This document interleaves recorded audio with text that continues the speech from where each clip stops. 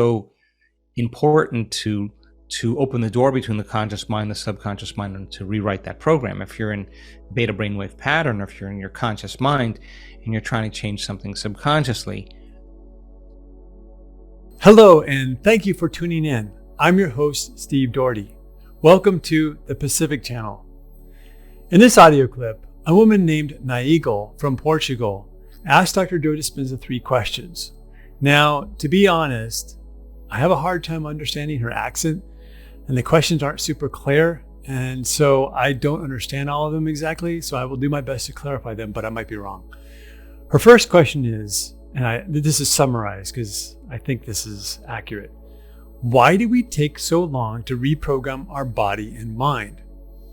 This is after she says that she did an experiment to see how long it took her brain to realize that she moved a clock from the wall in front of her to a wall to her left. Dr. Joe will explain this. But then her second question is, and I'll first state it exactly as she said it, if I have more vibration, will this reprogramming the cellular upgrade be much faster? I think what she means by this is, if she elevates her vibration to its highest level, will she then be able to heal herself much faster? Then her third question is, and again, I'll say it exactly as I think she said it, being alone, is it possible to raise our frequency to the highest levels? I think she asked this third question because she wants to know if she needs to be in a group or not to raise her vibration to its highest levels. In other words, can she raise her vibration to its highest levels without a group? Right, we all kind of want to know that question. These are all very good questions, but what I have found is that if you're ever in a position where you're going to ask a question of a teacher like Dr. Joe, just ask one question at a time and make it really clear, because asking him 3 questions at once is kind of hard for him to answer them all. And so you can see how he sort of grapples with this in this audio clip. So Dr. Joe focuses on the first question, but I don't think he really answers the other 2. I'll try to answer the other 2 at the end of this video. In answering the first question, Dr. Joe is going to talk about habits and how the body can memorize something better than the brain or the mind. But also he's going to talk about how it does take a considerable amount of time, energy, and effort to break an old habit. Right? He said that many times. So this wall and the clock example ends up getting used as a good analogy of how it takes time, energy, and practice to break the habit of being ourselves. Break the habit of our old programming that the body wants to hold on to so it can experience the familiar addictive chemicals that we normally create with our normal negative thinking. So it's like our body is addicted to these chemicals that we create through our emotions, and it will help us or force us to remember certain things in our past that bring up those chemicals. It's kind of crazy how the body can do that, right? So next Dr. Joe is going to give the example of a cut on your finger or somewhere else, and how we all know that it normally takes a good amount of time for it to completely heal. And yet many people get impatient with meditation and don't allow themselves time to do it. But at the same time, I hate to keep harping on this, something like EFT can work a lot quicker, but meditation in some ways can work deeper.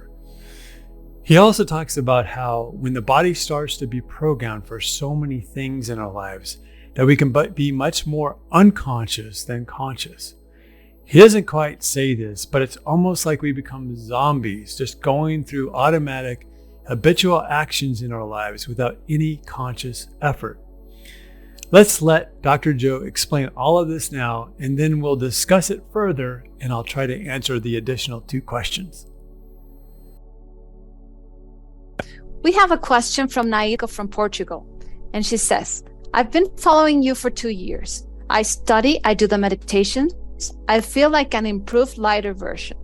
I've already cured myself of 2 malignant nodules in the thyroid, and I am still healing my liver. I decided to do a simple test.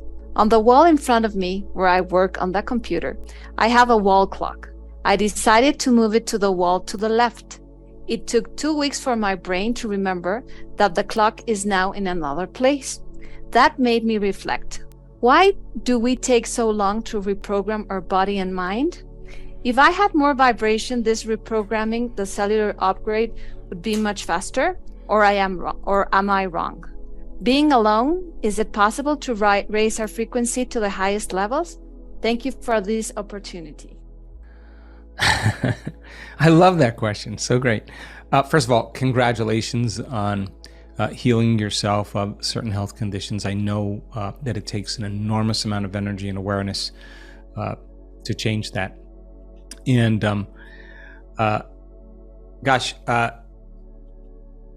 where do I start here? The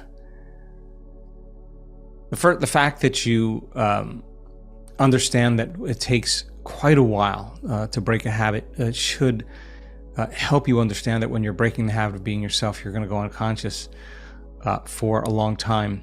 And it's the mistakes that you make where you catch yourself that is actually the process of transformation and change. I know this from experience.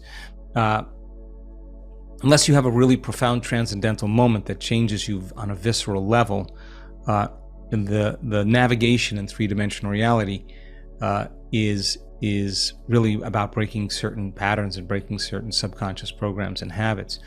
So there's a teaching right here that's really fascinating. So a habit is a redundant set of automatic, unconscious thoughts, behaviors, and emotions that's acquired through doing it a lot of times, through repetition. I mean, if you keep doing something so many times, it's almost like the body automatically remembers it better than your brain or your mind. And the problem with that is we got a lot of those by the time we are in the middle of our lives.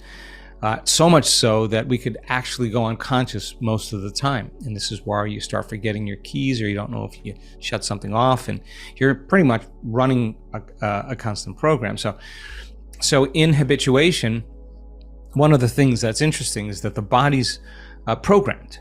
If you do it every day and you keep doing it every day, it will keep doing it every day because it's the unconscious mind. It'll do whatever you train it to do.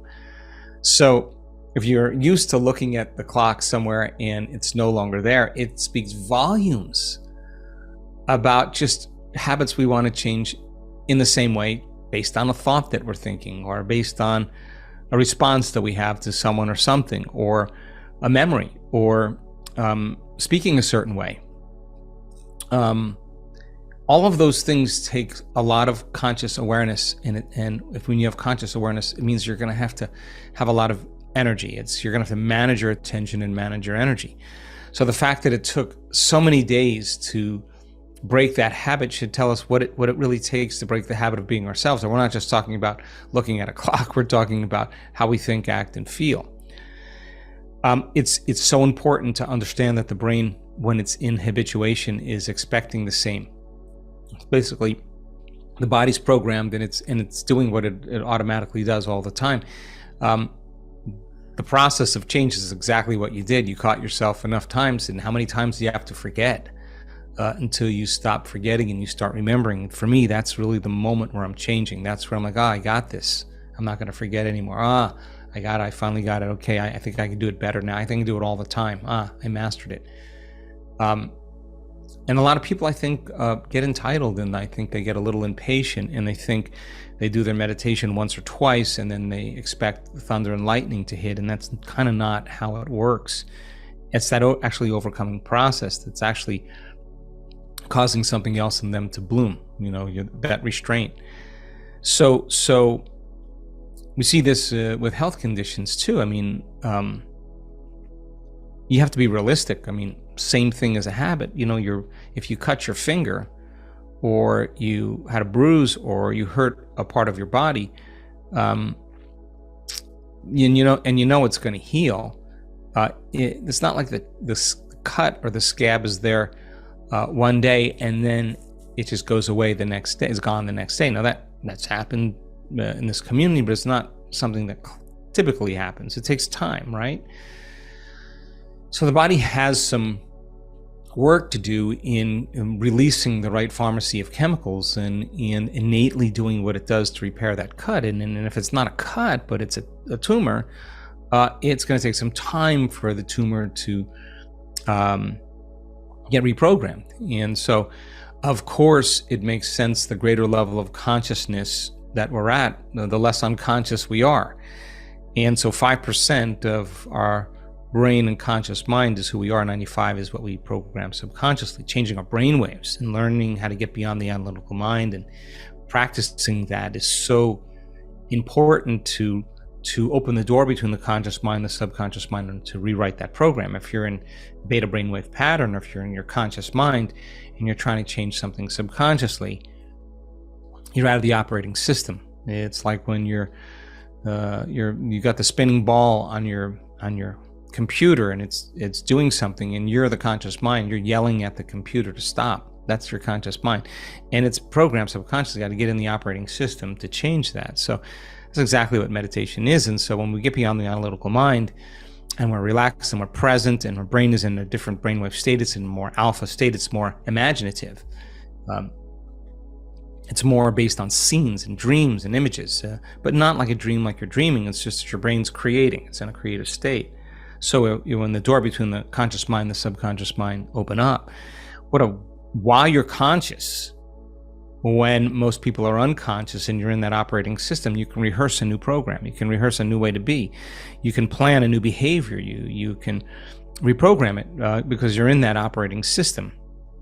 And so when it's no longer, when meditation is no longer about doing it to create the miracle you want in your life, when the meditation becomes about staying conscious through the whole entire meditation, every single step that you're doing it, you're present with, and you have a meaning or an intention behind why you're doing it.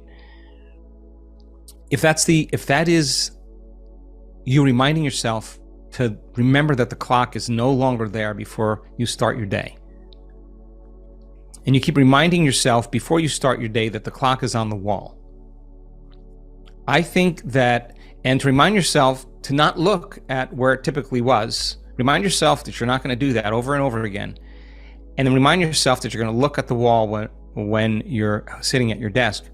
I guarantee you that the more you remind yourself of that, the shorter amount of time it would take from those 20 days or however long it was, I think it was 20 days, you could actually probably do it in 10. And if you did really, really, really, really, really, really, really, really wanted it, and that was your whole ambition for the entire day, just to master that, I guarantee you can do it even in less time. And if you get good at doing that, just reminding yourself to not do that, or remind yourself to do something else, I say that if you keep practicing that, you can use that in any area of your life, whether it's looking at a clock or complaining or making excuses or judging someone or reacting emotionally to the same person. This is the work. This is what the meditation is about. The meditation is about, so when you open your eyes and you're in this three-dimensional reality that is one of infinite number of universes, that you're executing exactly the way you want. And you're actually living the life that you want to live.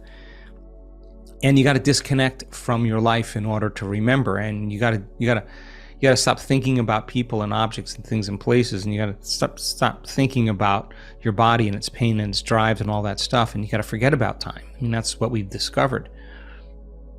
And that's when we see some of the greatest changes in the brain. So I say that if you practice that with the same thing every single day, you just wanted to work on one thing in particular, one at a time, I would say that you would wind up in another universe. You would wind up in another dimension seamlessly because you'd make a different choice. And instead of making the same choice, you wind up in that future.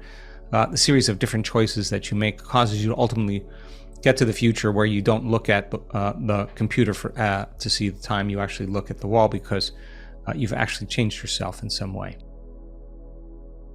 So Dr. Joe takes this analogy of the clock on the wall and basically tells this woman named Nigel that if she intended on it strongly enough, she could cut the time it took her to remember that the clock was on the other wall in half or even shorter.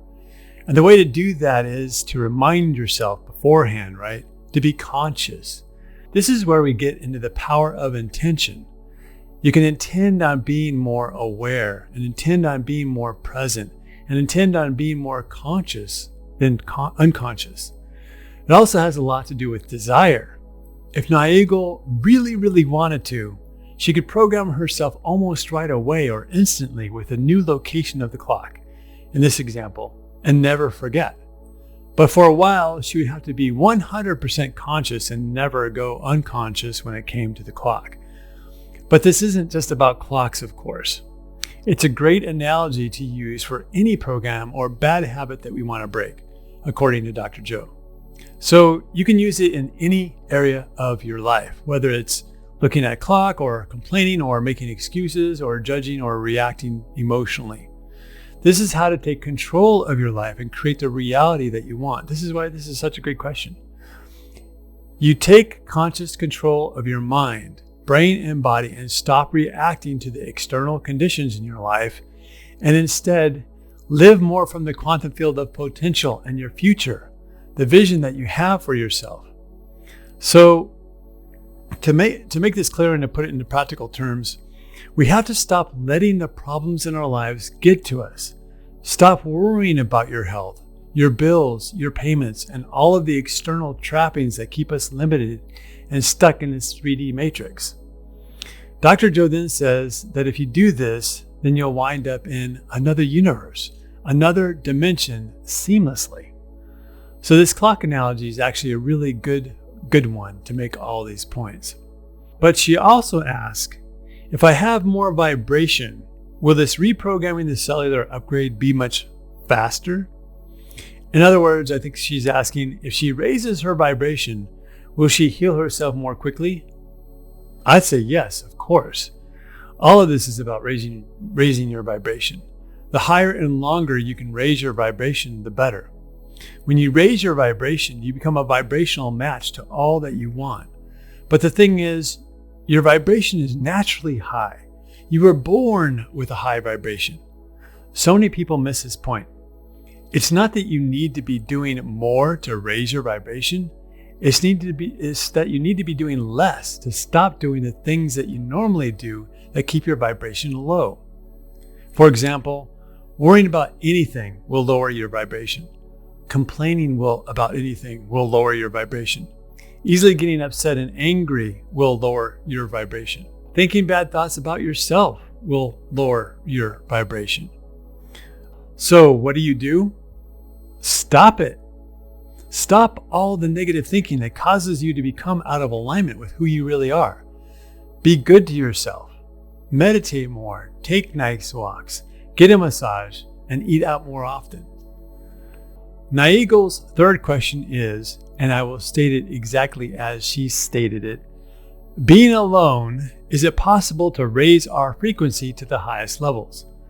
So what I think she's really asking here is, do I have to be in a group to raise my frequency to its highest levels, or could I do it on my own?